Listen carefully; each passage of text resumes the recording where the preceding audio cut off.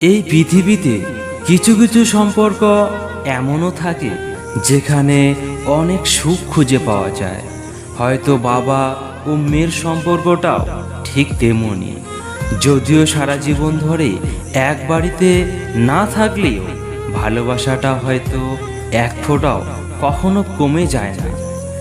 এক বাবা তার ডায়েরিতে লিখেছিল, আমার ছেলে ততক্ষণ অবধি আমার যতক্ষণ না সে তার বউ পেয়ে যায়, আর আমার মেয়ে ততক্ষণ আমার যতক্ষণ না আমার জীবন শেষ হয়ে যায়। একজন মেয়ে তার স্বামীর কাছে রানী নাও হতে পারে, কিন্তু প্রত্যেকটা মেয়েই তার বাবার কাছে সবসময় রাজকন্যা হয়েই থাকে। একটা মেয়ের আবদার হয়তো তার বাবার থেকে আর বেশি কেউ পূরণ করতে পারে না।